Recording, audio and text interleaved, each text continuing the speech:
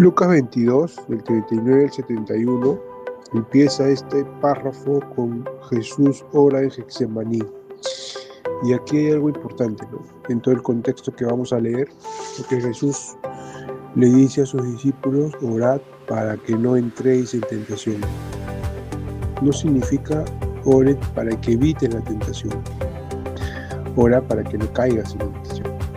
O sea, ¿qué quiere decir esto? Que vamos a ser tentados siempre. No tiene nada que ver que seas más espiritual o menos espiritual, o hagas más oraciones o menos oraciones. Como les decía el otro día cuando vimos la tentación de Jesús, que mientras más te acercas a Dios, más tentación vas a tener. No es al revés. Muchas veces hemos creído y pensado que mientras más espiritual soy, menos tentación voy a tener y más fácil va a ser el camino, ¿no? Más o menos es lo que al menos yo entendía o he entendido siempre, ¿no? Entonces el espiritual no tiene tentaciones, o si las tiene son muy fáciles de vencer. Y Jesús nos muestra aquí que otra vez que es al revés, ¿no? Ora porque mientras más te acerques a mí, más tentaciones tienes. Y él se pone a orar y pide a Dios: Señor, pasa de mí esta copa. Esta es una frase importante porque está demostrando que Jesús en su humanidad, al saber lo que le venía, él no lo quería pasar. Él no lo quería hacer, porque iba a ser una muerte vergonzosa, humillante, dolorosa. Era la peor muerte que se podía existir en ese tiempo, y de la forma que moría, ¿no? No solamente era la muerte, sino la forma que lo hacían. Tenías que pasar por todo el pueblo casi desnudo, cargando una cruz, diciéndole a todo el mundo que eras un malhechor, que eras lo peor de la sociedad, que había sido malo, que había sido horrendo, no sé. Y tenías que pasar con esa cruz ensangrentado, prácticamente desnudo, y llegar a un lugar donde te iban a crucificar y ibas a estar colgado todo el día, y cualquiera que pasara te vería diciendo: este era un malhechor, este era un inicuo, este era un malvado, este era un bandido, ¿no? Entonces Jesús, en su humana condición, él pide que si se puede pasar esto, si se puede llegar de otra forma a cumplir la meta, pero al toque dice: pero no se haga mi voluntad sino la tuya. Yo no lo quiero hacer, pero como si es la única forma, ahí vamos, ahí voy. Y es por eso que Jesús menciona: el que quiera ser mi discípulo, niéguese a sí mismo, cargue su cruz y sígame. Porque no se trata de decir yo creo, se trata de demostrar que crees. No se trata de decirle a Dios: Señor, te amo, sino de mostrarle que le amamos. ¿Cómo? Pues tomando decisiones correctas cuando nuestra mente, nuestro corazón, nuestro cuerpo está en esa decisión, en esos dos caminos de decir: lo hago o no lo hago, ¿no? Lo quiero o no lo quiero, para ambos lados, ¿no? Entonces, la oración es la herramienta que Jesús nos enseña para que nosotros tomemos decisiones correctas en medio de las tentaciones.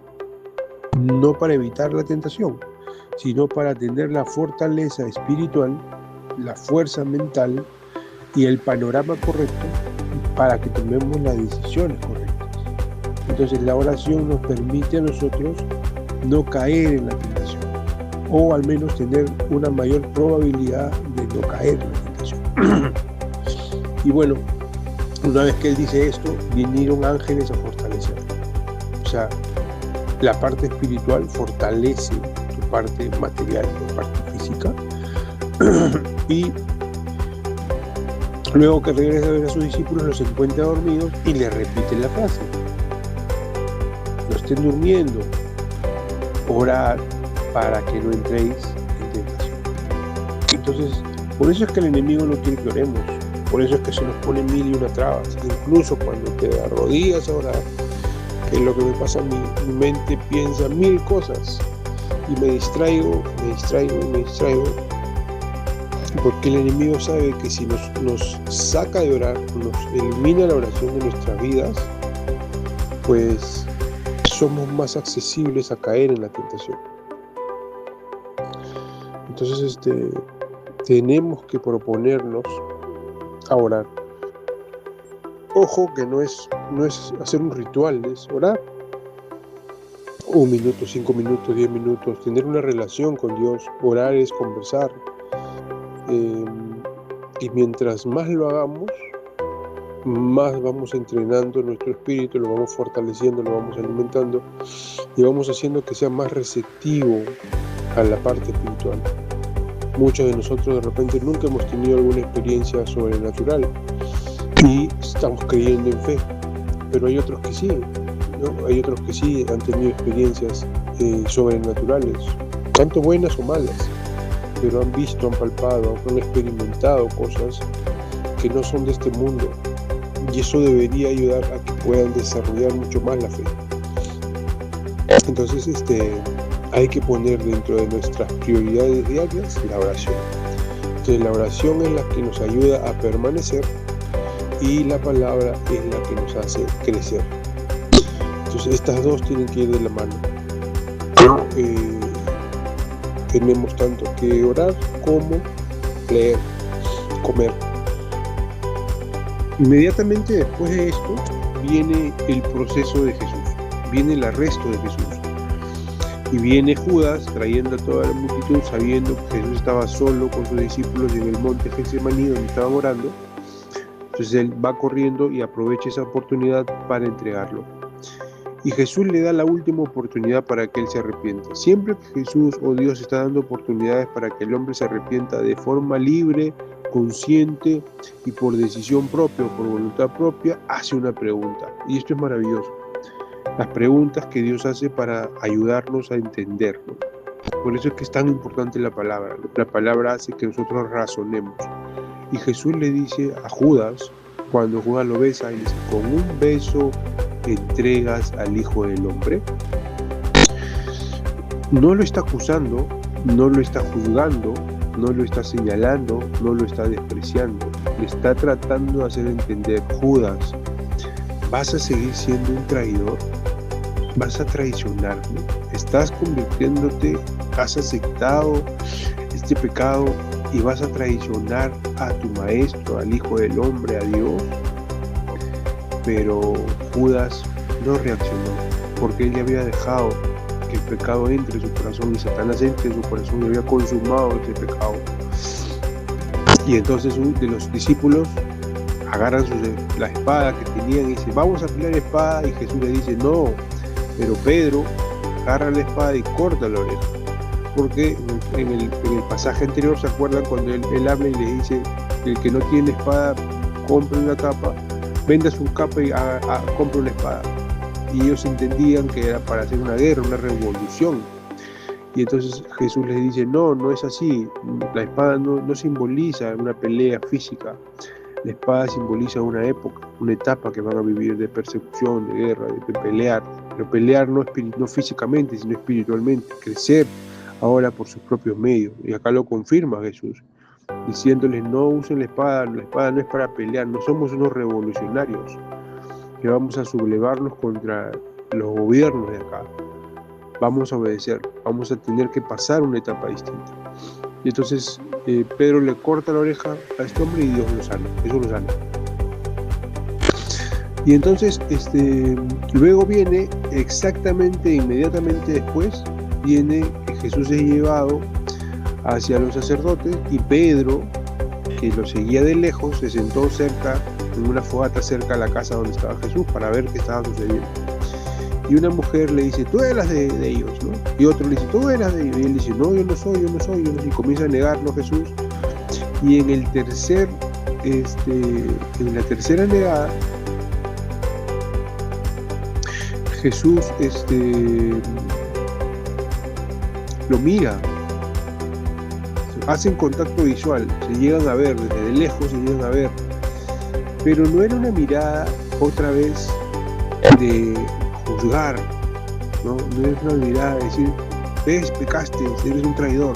Igual que a Judas, Jesús le lanza una mirada porque no le pudo hacer la pregunta, pero es una mirada de compasión y le dice, ves, te lo dije, Pedrito, no hay problema, yo sabía que iba a pasar esto, que tu fe no te falte, recuerda que estoy orando por ti para que tu fe no te falte. Yo creo que esa fue la frase que Jesús le mandó a Pedro a través de esa mirada. Y Pedro dice que se acuerda de lo que Dios le había dicho, que antes que el gallo cante, él le iba a negar 3 veces. Pero miren lo que dice el verso 62, Pedro salió afuera y lloró amargamente. Entonces, Pedro se arrepiente de haber negado o traicionado a Jesús. Entonces aquí vemos en esta historia 2 traidores. Pero ¿cuál es la diferencia? ¿Por qué Pedro sí es perdonado y buscado y redimido y Judas no? Porque acá viene la diferencia del que practica el pecado y del que cae en pecado. ¿Ok? Judas, recuerden que en pasajes anteriores habíamos leído que ya él había decidido entregar a Jesús y Satanás entró en él. O sea, Satanás tuvo posesión de él y él ya había planeado cambiar a Jesús por dinero, planificado, buscado el momento oportuno, había hecho el trato con los fariseos y los sacerdotes y había esperado el momento oportuno, y aún incluso cuando Jesús le da la última oportunidad, este hombre no reaccionó porque él había puesto ya este pecado como prioridad. El dinero que iba a recibir era lo más importante para él, ya se había olvidado de todo lo demás, ya había puesto el dinero como su Dios, como su primera opción o como lo más importante, y ya no le importó traicionar a Jesús de la manera que lo hizo. En cambio Pedro, él estaba tratando de estar cerca con Jesús, estaba tratando de seguirlo a pesar de la dificultad y las circunstancias, a pesar de que él era un hombre compulsivo, a pesar de que él era un hombre todavía voluble. Él quiso estar cerca de Jesús y por eso es que siguió tras Jesús. Todos los demás se fueron corriendo y se escondieron, pero él es el único que se acerca. Y en ese intento de acercarse a Jesús es descubierto. Y su instinto de supervivencia, en ese nanosegundos donde él estaba decidiendo entre vivir o morir, porque él dijo, si yo digo sí, me agarran y me van a poner al costado de Jesús y también me van a matar, ¿no? Y entonces él, en modo supervivencia, en esa reacción inconsciente por salir de esa situación, él dice, no lo conozco. Entonces, ahí vemos la diferencia de caer en pecado a ser un practicante en pecado. Y Pedro lloró amargamente. Vemos así que Pedro sentía, a pesar de que estaba arrepentido, sentía que ya no era digno de ser discípulo. Ya lo veremos más adelante. Y luego ya viene la historia de Jesús, cuando ya Jesús es encarcelado y lo golpean y lo llevan y comienza todo el martirio de Jesús para su muerte. Y ahora nos vamos a Génesis 40, donde José interpreta 2 sueños en la cárcel. Miren el patrón de José. José, de 17 años, ya era pastor de ovejas, ya sabía administrar, había aprendido cómo se maneja el negocio, era una persona honesta, íntegra. Cuando sus hermanos hacían las cosas mal, él los acusaba y les decía, esto está mal, hay que corregir, pero no los acusaba porque no los quería, los acusaba porque querían que ellos corrijan y sean personas de bien, pero ellos se molestaban y se hacían las víctimas, como ya lo vimos el otro día. Luego es vendido como esclavo y no habla qué hizo como cuando era esclavo en los ismaelitas, solamente dicen que llega a la casa de Potifar, y en la casa de Potifar él comienza a hacer lo que es él, una persona trabajadora, honesta, honrada, comedida, servicial, y esos atributos los comienzan a llevar y a escalar dentro de la casa de Potifar, tanto así que llega a ser el segundo de Potifar. ¿Ok? Entonces, sus circunstancias no apagaron su esencia. Él era, no parecía. Él era una persona trabajadora. Él era, yo siempre les vuelvo a repetir, nosotros nos tenemos que concentrar en lo espiritual, en nuestro ser, en nuestro interior, porque nuestra esencia va a salir y se va a ver en nuestro físico, en nuestras acciones, en nuestras reacciones. Y esto es lo que tenemos que entender, que José pasa de ser hijo amado de Jacob a esclavo, de esclavo a ser el capitán o el jefe de la casa de Pilato. Por ser honesto le llega una bendición y por ser honesto lo bajan más abajo a ser preso en la cárcel. Y en la cárcel él sigue siendo esa persona. Él no iba moviéndose y actuando conforme a lo que le decían que era. Eres un hijo de Jacob. Ya me comporto como un hijo mimado. Ahora soy esclavo. Ahora tengo que obedecer. Ahora soy el jefe de Potifar. Ahora otra vez tengo poder. Entonces ahora puedo abusar y puedo hacer lo que quiera. Puedo tener dinero, puedo tener fama. Hago lo que quiero porque me sobra. Y ahora eres preso. Ahora otra vez tengo que obedecer. No. Por eso es tan importante desarrollar nuestros hábitos, nuestras conductas, comenzar a formar nuestra esencia, porque nuestra esencia va a ser la misma siempre. Y no me voy a ir acomodando a las circunstancias, porque las circunstancias y los resultados nunca van a ser planos. Un día estás arriba, un día estás abajo. Un día estás feliz, un día estás triste. Un día te va bien, un día te va mal. Un día te sale todo perfecto y un día no paras de cometer errores. Pero si tú tienes una esencia, si tú eres una persona ya formada, esas cosas no van a cambiar tu actitud, ni tus decisiones, ni tus ideas, ni tu sistema, ni tus reglas. Siempre vas a hacer lo mismo. Apégate a las reglas para que te vuelvas una persona. Una de las cosas que me han ayudado en este año, que es lo que hay que enseñar y lo que quiero enseñar, es: yo no quiero bajar de peso, yo quiero ser una persona saludable. Y si me vuelvo una persona saludable, la consecuencia va a ser bajar de peso. Yo no quiero ser rico, quiero ser un buen administrador, porque si me vuelvo un buen administrador, la abundancia va a llegar por consecuencia.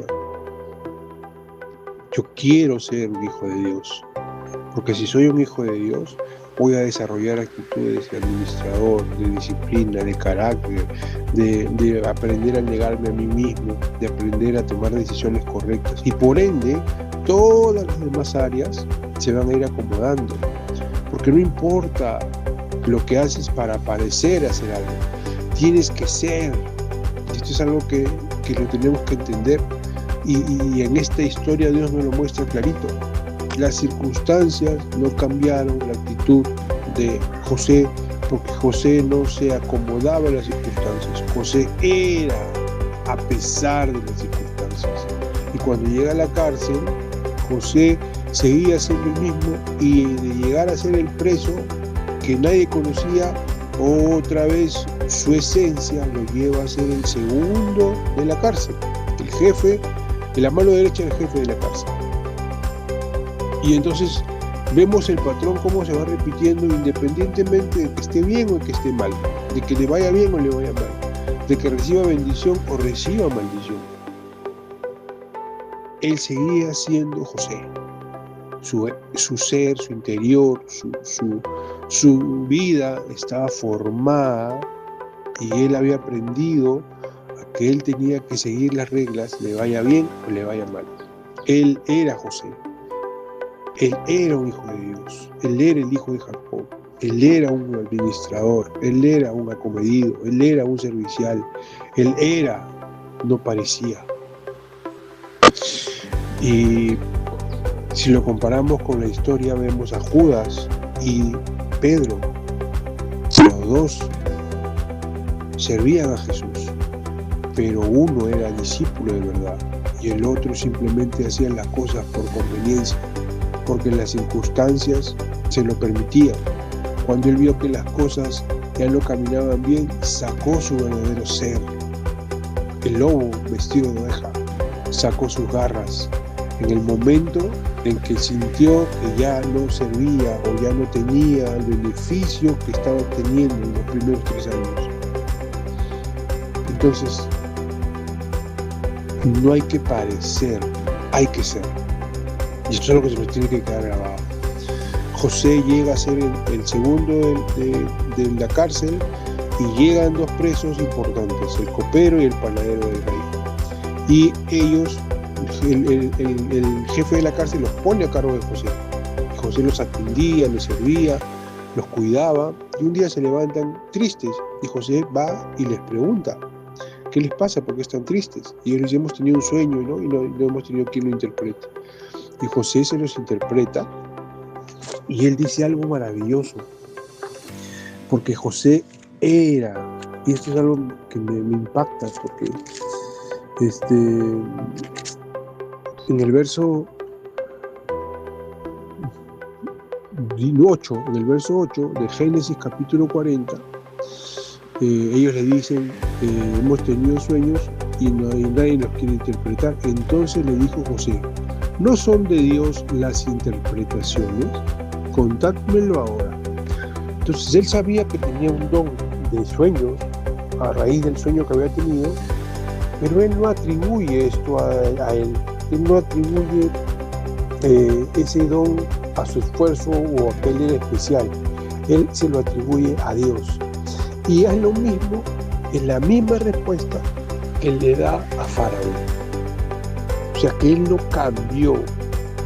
Sus circunstancias no hicieron que él cambie. Eso es algo maravilloso, es algo que nosotros tenemos que entender, al menos yo, ¿no?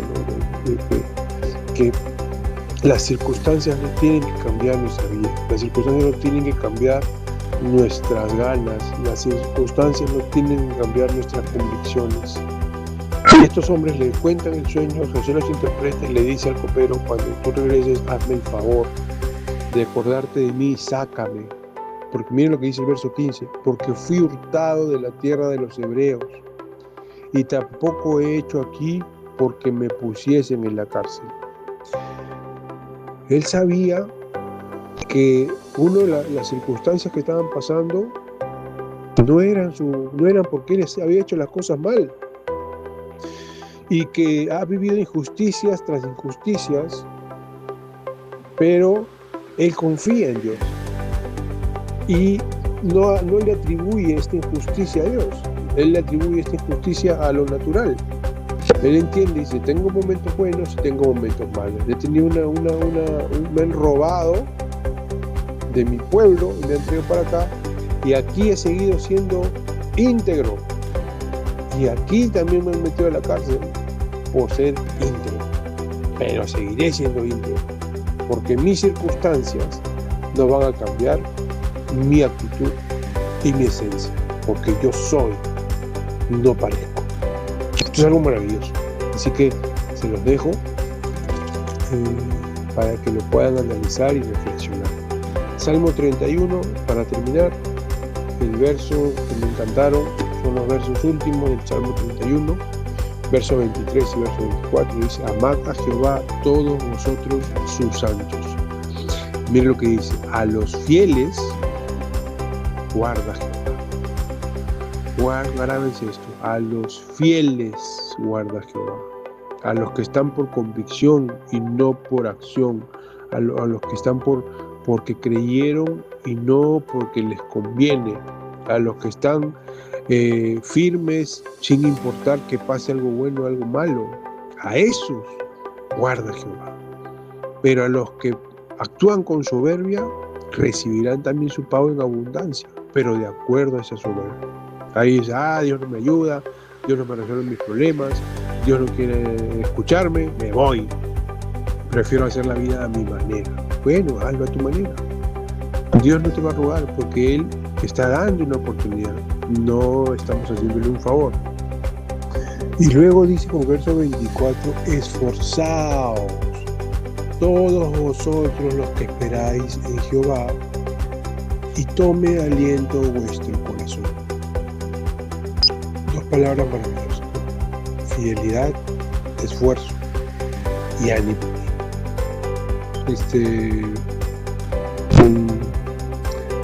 Es un camino muy empinado.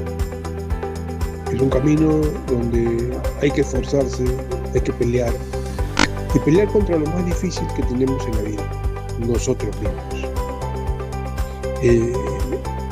Porque el cambiarnos a nosotros mismos es una de las cosas más difíciles que podemos hacer en la tierra.